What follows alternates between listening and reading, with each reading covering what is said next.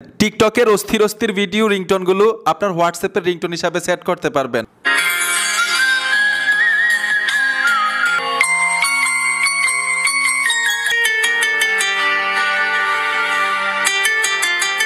শুধু হোয়াটসঅ্যাপে না, ইমোতেও রিংটোন হিসাবে সেট করতে পারবেন, ফোনের মধ্যেও রিংটোন হিসাবে সেট করতে পারবেন। বাই টিকটকে প্রবেশ করার সাথে সাথেই অস্থির অস্থির আগুনের মতো রিংটোন চলে আসে, ভিডিও রিংটোন। এগুলা না আমরা কিভাবে ইমোতে, হোয়াটসঅ্যাপে, ফোনের মধ্যে রিংটোন হিসাবে সেট করতে হয় অনেকেই জানি না। আজকে আনকমন একটা কাজ দেখাবো, শিখে রাখেন। টিকটকের যেই ভিডিও রিংটোন ভালো লাগে আপনি হোয়াটসঅ্যাপে, ইমোতে, ফোনের মধ্যে সেট করতে পারবেন রিংটোন হিসাবে। আমি সোজা টিকটকে চলে আসব।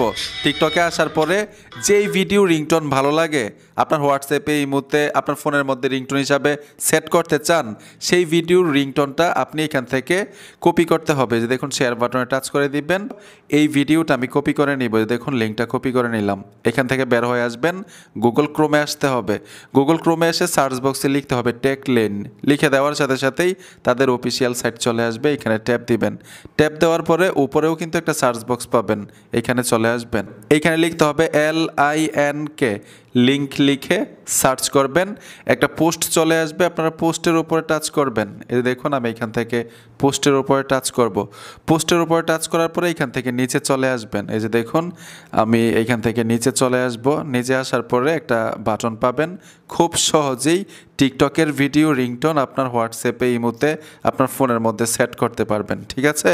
তো এখান থেকে নিচে আসার পরে এই অপশনটার উপরে টাচ করতে হবে, লেখাটার উপরে আপনারা ট্যাপ দিবেন। ট্যাপ দেওয়ার সাথে সাথে অন্য একটা সাইটে নিয়ে আসবে।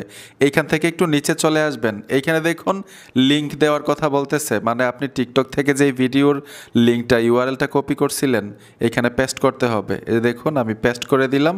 তারপরে এইখানে দেখুন একটা বাটন দেওয়া আছে, এই বাটনটার উপরে টাচ করবেন। এইখান থেকে একটু নিচে চলে আসবেন। এই যে দেখুন এইখানে লেখা আছে MP3। ঠিক আছে? এই MP3 বাটনটার উপরে ট্যাপ দিতে হবে। MP3 বাটনটার উপরে টাচ করার সাথে সাথে রিংটোনটা চলে আসলো। 3 ডটে টাচ করে দিবেন। এই বাটনটার উপর ট্যাপ দেওয়ার সাথে সাথে কিন্তু আপনার ইন্টারনাল স্টোরেজে চলে যাবে।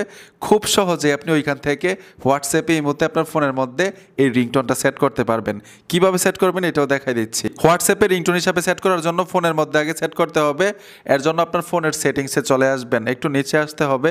এখানে লেখা আছে সাউন্ড অ্যান্ড ভাইব্রেশন, এই অপশনটাতে ট্যাপ দিবেন। ট্যাপ দেওয়ার পরে রিংটোনে চলে আসবেন। রিংটোনে আসার সাথে সাথে উপর থেকে প্লাস আইকনে চলে আসবেন। আপনি ফোল্ডারে আসতে হবে। ফোল্ডারে আসার সাথে সাথেই ডাউনলোড ফোল্ডারে চলে আসবেন। দেখুন ডাউনলোড ফাইলে চলে আসবো, এইখানে আপনি রিংটোনটা পাবেন। ঠিক আছে? এই রিংটোনটা এখন আমি কি করব, এইখানে সেট করব। যে দেখুন ডান লিখে আছে, ডানে চলে আসবেন। এইখানে সেট হলো। এখন এখান থেকে বের হয়ে আসবো।